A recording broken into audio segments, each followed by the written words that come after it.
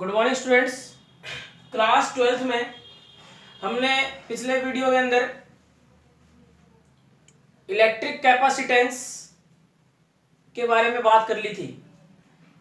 बात electric capacitance से related कुछ डेफिनेशंस थे, उनके बारे में बात करी थी जिनका समझना बहुत जरूरी था हमारे को। ऐसे अभी कुछ और डेफिनेशन है जिसमें आपके पास में polar dielectric, non polar dielectric, dielectric breakdown, dielectric strength, ठीक है, इनके बारे में हमको डेफिनेशन पता होनी चाहिए। कल हमने जो पढ़ा था वो कंडक्टर, इंसुलेटर, डाइलेक्ट्रिक मीडियम, ठीक है, फ्री चार्ज, बाउंड चार्ज, इनके बारे में पढ़ा था। ठीक है, अब हम देखते हैं आगे। कल हमने लास्ट टॉपिक जो पढ़ा था वो पढ़ा था सेंटर ऑफ चार्ज। और सेंटर ऑफ चार्ज क्या होता है कि एट अ पॉइंट, किसी पॉइंट पर जो सिस्टम है उस सिस्टम का जो टोटल चार्ज है वो जिस पॉइंट के ऊपर सेंटर्ड होता है, this is called centre of charge. Centre of charge हमारे पास दो टाइप से होते हैं, सेंटर ऑफ पॉजिटिव चार्ज और सेंटर ऑफ नेगेटिव चार्ज। ठीक है, यानी कि कोई भी हमारे पास ऑब्जेक्ट दे देता है और सेंटर पे आपके पास में इस पूरे ऑब्जेक्ट का, पूरे सिस्टम का, पूरे आइसोलेटेड सिस्टम का जो नेट चार्ज है वो हमको यहां नेगेटिव मिलता है। क्या मिलता है? नेगेटिव। तो हम इसको क्या बोलेंगे? Negative centre charge. क्या बोलेंगे? Centre of negative charge. आ रही बात समझ में? लेकिन अगर हमको इस पूरे सिस्टम का, पूरे आइसोलेटेड सिस्टम का जो नेट चार्ज है वो सेंटर पे कितना, क्या मिल रहा है? पॉजिटिव मिल रहा है। तो हम इसको क्या बोलेंगे? Centre of positive charge. क्या बोलेंगे? Centre of positive charge. आपने केमिकल में, केमिस्ट्री में आपने पढ़ा, देखा भी होगा, है NO3 माइनस में, है ना, और HCl H प्लस में, Cl माइनस में। ठीक है, तो ये जो आपके पास में केमिकल के अंदर, केमिस्ट्री के अंदर जितने भी आपको केमिकल दिए जाते हैं उनके जो रिएक्शन से केमिकल नेम जो दिए गए हैं, ठीक है, इनके ऊपर जो प्लस माइनस लग रहा है, ये किस वजह से लग रहा है? ये उस एटम का, उस मॉलिक्यूल का सेंटर ऑफ चार्ज को शो करता है। किसको शो करता है? सेंटर ऑफ चार्ज को। क्योंकि अगर मैं बात करता हूं हाइड्रोजन की तो उसके ऊपर प्लस लगा हुआ है, इसका मतलब कि उसके ऊपर क्या बता रहा है? चार्ज बता रहा है। आ रही बात समझ? एक जनरली बेसिक बात है ये, बेसिक सा पॉइंट है ये। ठीक है, अब हमने कल डाइलेक्ट्रिक मीडियम पढ़ा था, तो डाइलेक्ट्रिक मीडियम देख लेते हैं। एक टाइप तो हमने ये देख लिया, अब डाइलेक्ट्रिक मीडियम देख लेते हैं। डाइलेक्ट्रिक मीडियम जो होता है वो हमारे पास दो टाइप से होता है। दो टाइप से कैसे? मैंने आपको बताया था कि कोई दो प्लेट हम ले लेते हैं, इन दोनों प्लेट के बीच में मैंने कोई मीडियम भर दिया। दोनों प्लेट्स के बीच में मैंने क्या भर दिया? कोई मीडियम भर दिया। अब मैं जो मीडियम भरूंगा वो मीडियम, इन दोनों प्लेट के ऊपर चार्ज डिस्ट्रीब्यूट है, इन दोनों प्लेट के सरफेस पे क्या डिस्ट्रीब्यूट है? चार्ज डिस्ट्रीब्यूट है, जिसके through electric field line pass out हो रही है। लेकिन जब वो उस मीडियम से पास आउट होगी, उस मीडियम से पास आउट होगी, तो हमको वो मीडियम उस इलेक्ट्रिक फील्ड लाइन को रोकने का काम करेगा, ब्लॉक करने का काम करेगा। आ रही बात समझ में? जैसे वो इसको ब्लॉक करेगा तो हम उस मीडियम की पहचान करेंगे कि वो मीडियम कौन सा है, पोलर मीडियम है कि नॉन पोलर मीडियम है। अब देखो, जैसा ये नाम बता रहा है, पोलर मीडियम जिसके क्या हो? पोल हो, और नॉन पोलर जिसके पोल नहीं हो। ठीक है, और पोल क्या होता है? प्लस माइनस पोल है भाई, ये प्लस और ये माइनस क्या हो गया? पोल हो गया ना। तो dielectric are two type, polar dielectric and non polar dielectric. Dielectric हमारे पास में दो टाइप से होते हैं, एक तो पोलर डाइलेक्ट्रिक है और एक नॉन पोलर डाइलेक्ट्रिक है। आ रही बात समझ में? यहां तक क्लियर? अब बात करते हैं अपन आगे। सबसे पहले पोलर डाइलेक्ट्रिक की। पोलर डाइलेक्ट्रिक क्या होता है? In which centre of positive charge, in which center of positive charge does not coincide with center of negative charge are called polar dielectric. दोबारा से, in which center of positive charge does not coincide with center of negative charge are called polar dielectric. polar dielectric क्या होता है कि centre of positive charge जो होता है वो कोइंसाइड मतलब कि हिंदी में बोलते हैं उसको सकेंद्रित, ठीक है, यानी कि किसी सेंटर पे होना। तो यानी कि पॉजिटिव चार्ज जो है किसी भी ऑब्जेक्ट का सेंटर ऑफ पॉजिटिव चार्ज जो है वो सेंटर में नहीं है, coincide does not coincide with centre of negative charge, यानी नेगेटिव चार्ज के साथ में वो सेंटर में नहीं है। आ रही बात समझ में? पोलर के अंदर, ठीक है, ध्यान समझना, हमने क्या लिया? Centre of positive charge. ध्यान समझना भाई, सेंटर ऑफ पॉजिटिव चार्ज और सेंटर ऑफ नेगेटिव चार्ज, ठीक है। हम किसको पढ़ रहे हैं? पोलर को। किसको पढ़ रहे हैं? पोलर को। आ रही बात समझ में? और ले रखे हैं सेंटर ऑफ पॉजिटिव चार्ज और सेंटर ऑफ नेगेटिव चार्ज। क्या कह रहा है? Does not coincide, does not coincide यानी कि वो एक जगह नहीं है, एक ही जगह, एक ही सेंटर पे नहीं है। तो पोलर मतलब कि पोल मैंने क्या बताया? प्लस यहां माइनस यहां। अगर मैं ये दोनों सेंटर पे कर दूं तो क्या ये पोलर होगा? अगर प्लस और माइनस, ये माइनस उठ करके प्लस के पास आ गया, इसके ऊपर आ गया, तो ये सेंटर्ड हो गया, ठीक है। तो क्या ये पोलर हुआ? क्या ये पोलर हुआ? इस माइनस को मैं उठा के इसके पास लिया हूं, ये माइनस है, ये प्लस है। अब इस माइनस को उठा के मैं यहां लिया हूं इसके ऊपर, क्या ये पोलर हुआ? नहीं हुआ। पोलर कब होगा? जब ये प्लस और ये माइनस, ये डिस्टेंस रहे इनके बीच में, तो दो पोल, एक पोल और ये दूसरा पोल, तभी तो पोलर बना ना। आ रही बात समझ में? तो पोलर कब बना हमारे पास में? जब पॉजिटिव चार्ज और negative charge does not coincide, वो कोइंसाइड नहीं है। आ रही बात समझ में? Are called polar dielectric. इनको हम क्या बोलते हैं? Polar dielectric. इसका एग्जांपल है हमारे पास में HCl और H2O, ठीक है, हाइड्रोक्लोरिक एसिड और वाटर। अब HCl में हाइड्रोजन का एक एटम, तो ये हाइड्रोजन, और ये Cl, तो हाइड्रोजन हमारे पास में किसका होता है? प्लस का होता है। हाइड्रोजन किसका होता है हमारे पास? प्लस का। और जो Cl है यानी क्लोराइड है, वो किसका होता है हमारे पास? किसका होता है? Cl, माइनस का होता है। तो देखो हमारे पास में ये क्या हो गया? HCl एक पोलर डाइलेक्ट्रिक हो गया। कौन सा डाइलेक्ट्रिक हो गया? पोलर डाइलेक्ट्रिक मटेरियल हो गया। आई बात समझ में? अगर दो प्लेट के बीच में आपने HCl फिल कर दिया, ये दो प्लेट है, इन दोनों प्लेट के बीच में आपने HCl भर दिया। देखो कभी कभी बैटरी होती है ना, उसके बीच में अपन कहते हैं ना कि एसिड भर देते हैं, तो अपन ने अगर इसके बीच में HCl भर दिया, HCl फिल कर दिया, when we fill HCl between two plates, then the HCl is a polar dielectric. We know that the all charges include in the HCl are excited with the electric field which is produced through the plate. आई बात समझ में? कहने का मतलब ये है कि जो प्लेट के through electric field line produce हो रही है, वो क्या करेगा? इन एटम्स को, इन न्यूक्लियस को क्या कर देगा? चार्ज कर देगा, ठीक है। तो हमारे पास में ये H हो गया, ये Cl हो गया। अब ये जो मैंने डायग्राम बनाया है, इसमें आप ये मत समझना कि सर इसको छोटा क्यों बना दिया, इसको बड़ा क्यों बना दिया। ये इसलिए ये इसके डिस्टेंस को शो कर रहा है। किसको शो कर रहा है? डिस्टेंस को शो कर रहा है। आ रही बात समझ में? ठीक है। लेकिन ये जो डिस्टेंस है हमारे पास में, ये डिस्टेंस भी कंडीशन के ऊपर, अलग अलग कंडीशन के ऊपर अलग अलग जाएगी। अभी बताते हैं कंडीशन, पहले ये देखेंगे। तो HCl, इसका डाइपोल मोमेंट कहां से कहां है हमारे पास में? डाइपोल मोमेंट अपन ने पीछे पढ़ा था, पीछे डाइपोल मोमेंट खूब पढ़ा था, माइनस चार्ज से, माइनस क्यू चार्ज से प्लस क्यू चार्ज तक। तो माइनस क्या है? ये है, और प्लस ये है, तो माइनस से प्लस यानी कि डाइपोल मोमेंट क्या हो गया? ये P हो गया। आई बात समझ में? ठीक है। इसके बाद में हम बात करते हैं किसकी? आगे H2O की। तो ये H2O, H हाइड्रोजन और O हमारे पास में ऑक्सीजन, ठीक है। तो देखो हाइड्रोजन और ऑक्सीजन, ऑक्सीजन किसमें होता है अपने पास? माइनस के अंदर, ठीक है।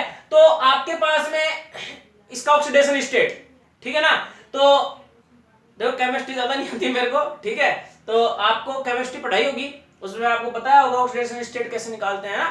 तो ये H हाइड्रोजन और इसके बीच की डिस्टेंस, एक इसके बीच की डिस्टेंस, क्यों? ठीक है, तो ये डिस्टेंस भी क्या बताएगा? Dipole moment. तो वही ऑक्सीजन अपने पास नेगेटिव टू पॉजिटिव, तो डाइपोल मोमेंट की डायरेक्शन, ये डाइपोल मोमेंट डायरेक्शन दिखा रहा है। आ रही बात समझ में? ठीक है, अब कंडीशन देखो, ठीक है, it is very important. Condition देखना, condition number first, note first, in the absence of electric field, in the absence of electric field, atom and dipoles of polar dielectric are randomly oriented. दोबारा से, in the absence of electric field, atom and dipoles of polar dielectric are randomly oriented due to thermal agitation. Agitation मतलब क्या होता है? Thermal agitation मतलब होता है ऊष्मीय विक्षोभ। हिंदी में ऊष्मीय विक्षोभ मतलब कि आप जब टेम्परेचर अप्लाई करते हो किसी भी मटेरियल पे, ठीक है, तो उस मटेरियल का एटम और मॉलिक्यूल जो है वो क्या करता है? एनर्जी ले लेता है, क्योंकि आप एक्स्ट्रा एनर्जी प्रोवाइड करवा रहे हो। जैसे वो एक्स्ट्रा एनर्जी गेन कर लेता है तो वो क्या करता है? रैंडमली मूव करने लगता है, उसको हम बोलते हैं विक्षोभ, एजिटेशन। ठीक है, अपन कहते हैं ना कि एक होता है हेजिटेशन, झिझक, है ना, एक होता है एजिटेशन यानी कि हिलना, विक्षोभ करना। ठीक है, and positive end of one atom, कोई भी एटम है उसका पॉजिटिव एंड, ये हम एक एटम ले लेते हैं, इसका positive end is near to the negative end of other atom, और वो किसके पास में होता है? Negative end of other atom. किसके पास में होता है? Is near to the negative end of other atom. किसी भी एटम का, कोई भी एटम है आपके पास में, ठीक है, उसका पॉजिटिव एंड किसके पास में होता है? दूसरे एटम के नेगेटिव एंड के पास में होता है। किसके पास में होता है? दूसरे एटम के। then the resultant dipole is zero, then the resultant dipole is zero। आ रही बात समझे? तो रिजल्टेंट डाइपोल क्या होगा? उसका जीरो होगा। ठीक है, तो dipole moment, resultant dipole moment क्या हो जाएगा? उसका जीरो। ठीक है, तो देखेंगे ये जो डायग्राम यहां दे रखा है, ये डायग्राम आपको बनाना है। इसके अंदर क्या बता रखा है कि ये आपको कोई डाइलेक्ट्रिक मटेरियल दे दिया। क्या दे दिया? Dielectric material. तो in the absence of electric field, जब इलेक्ट्रिक फील्ड आप इसके ऊपर अप्लाई नहीं कर रहे, तो हम जब इसके ऊपर कोई इलेक्ट्रिक फील्ड अप्लाई नहीं कर रहे, इसका मतलब क्या है कि हम इसके ऊपर कोई फोर्स अप्लाई नहीं कर रहे, कोई भी एक्स्ट्रा फोर्स अप्लाई नहीं कर रहे इसके ऊपर। आ रही बात समझे? ठीक है भाई, बाहर से हम कोई इलेक्ट्रिक फील्ड इस पर अप्लाई करेंगे तभी तो हम कहेंगे कि we can apply external force, sorry we apply external force on electric dipole, then all atom of positive and negative end are aligned in a direction of electric field। हम ये कह सकते हैं, but here in this condition when we cannot apply any external force on dielectric material, then positive end of one atom is near about the negative end of other atom, so the diagram will be this। तो diagram ये होगा अपने पास में। आ रही बात समझ में? तो आपके पास पॉजिटिव और नेगेटिव पास हो गए, फिर atom and dipoles of polar dielectric are randomly oriented, यानी कि जब इलेक्ट्रिक फील्ड एब्सेंस रहेगा तब डाइपोल जो है आपके पास में पोलर डाइलेक्ट्रिक का, ये पोलर डाइलेक्ट्रिक मटेरियल हम इसको कंसीडर कर लेते हैं, इसका डाइपोल क्या रहेगा? रैंडमली ओरिएंटेड रहेगा ड्यू टू थर्मल एजिटेशन।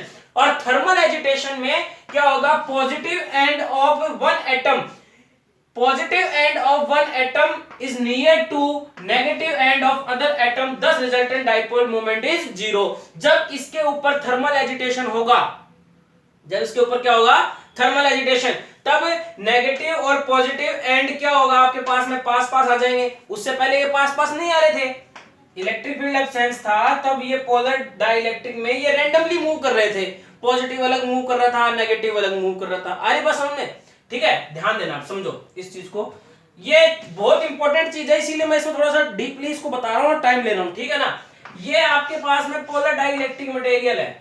अभी इन the absence of electric field, in the absence of electric field, अरे बस हमने इलेक्ट्रिक फील्ड एब्सेंस हो गया, पॉजिटिव कहीं और घूम रहा है, नेगेटिव कहीं और घूम रहा है, पॉजिटिव कहीं और घूम रहा है, नेगेटिव कहीं और घूम रहा है। अरे बस में ठीक है। जैसे ही आपने इस पर थर्मल एजिटेशन इस पे करवाया, थर्मल एजिटेशन, ऊष्मीय विक्षोभ जिसको अपन बोलते हैं, क्या बोलते हैं, ऊष्मीय विक्षोभ, ठीक है। तो due to thermal agitation and positive, ये जो रैंडमली मूव करता है, ये कैसे मूव, ये कब मूव करता है, जब थर्मल एजिटेशन होता है।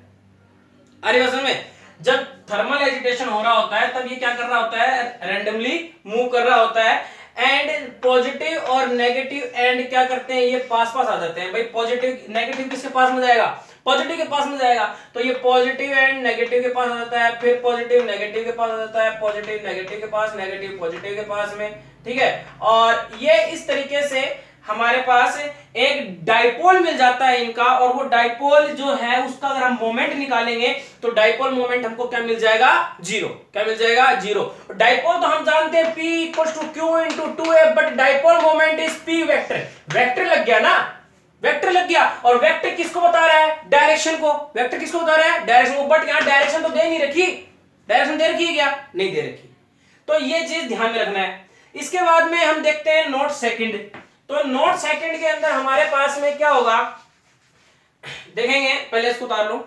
नोट नंबर 2 देखेंगे, when such polar dielectric is placed in external electric field, when such polar dielectric is placed in external electric field, then a torque acts on each atom dipole and tries to align them in the direction of electric field। क्या कह रहा है कि अगर आपने polar dielectric को किसी external electric field में प्लेस कर दिया, किसी पोलर डाइलेक्ट्रिक को एक्सटर्नल इलेक्ट्रिक फील्ड, यानी कि ऐसा, भाई मान लो जैसे कि ये आपके पास में कोई पोलर डाइलेक्ट्रिक है, ठीक है, और इसको आपने किसी इलेक्ट्रिक फील्ड में प्लेस कर दिया, ठीक है। तो इसके जो एटम्स थे, पॉजिटिव और नेगेटिव एटम, जो नियर अबाउट थे, ठीक है, जो पास पास थे।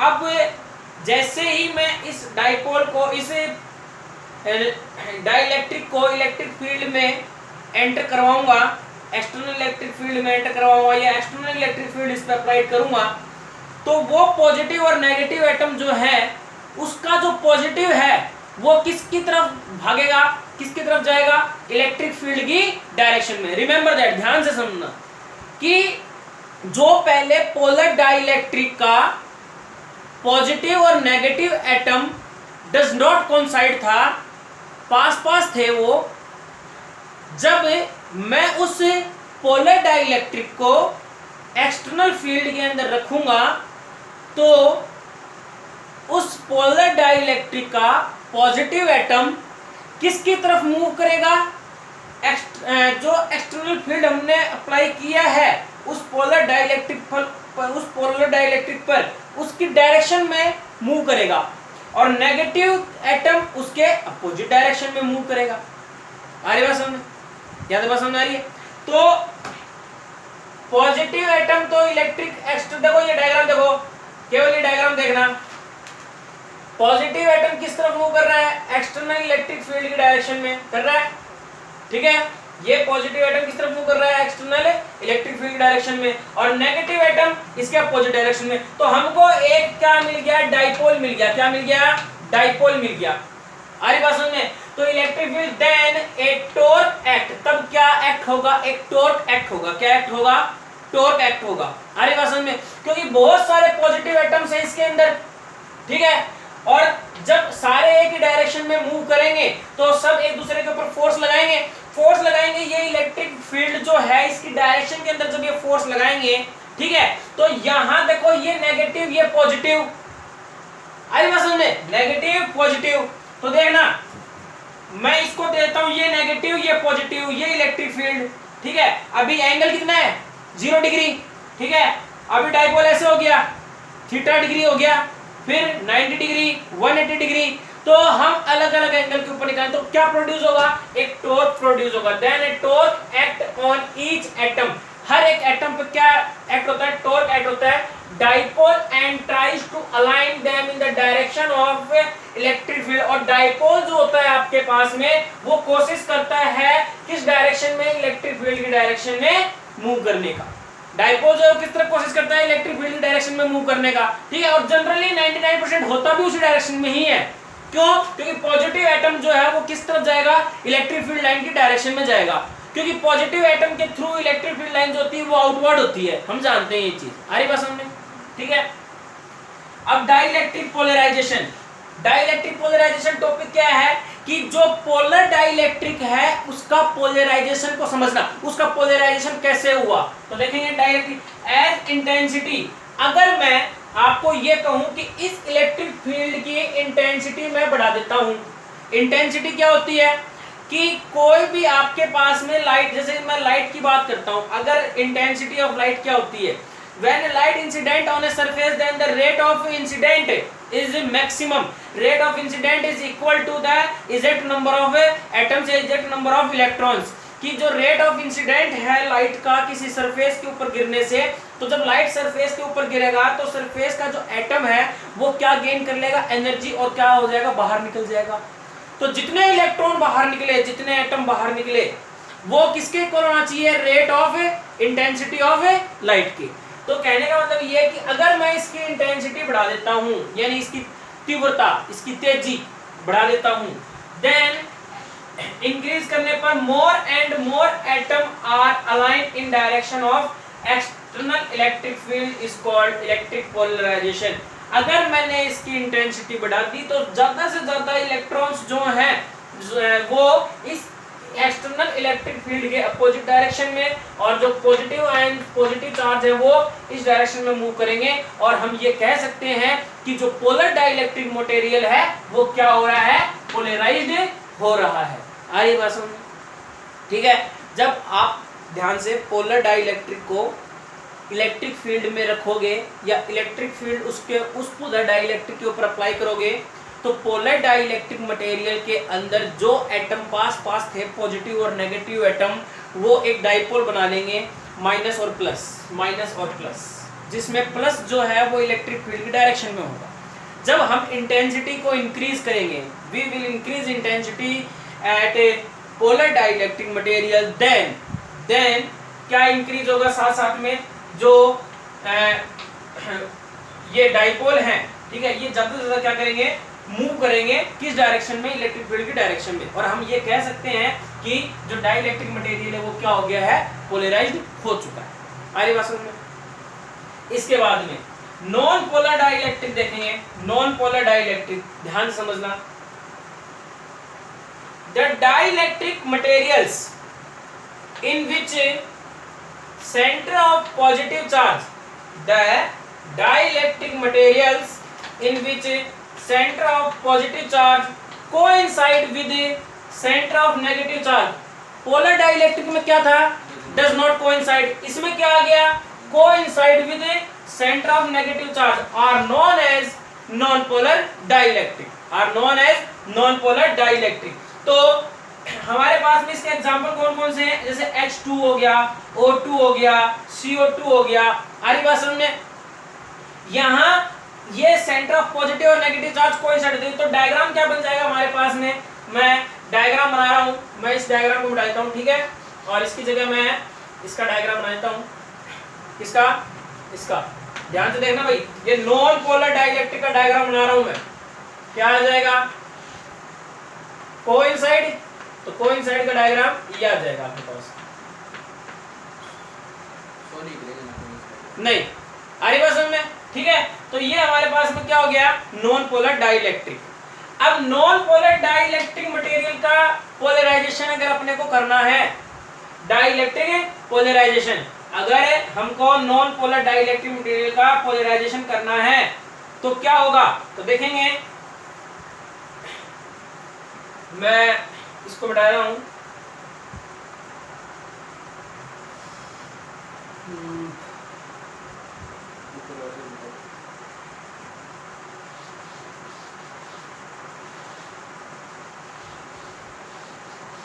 ठीक है, देखेंगे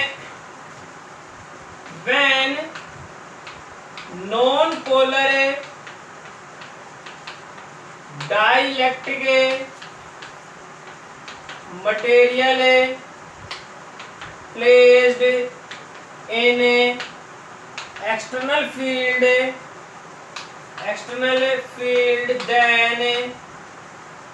then positive charge of atom slightly move in the direction of electric field and negative charge slightly move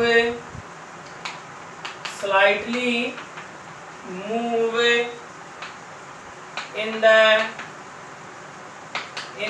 opposite direction of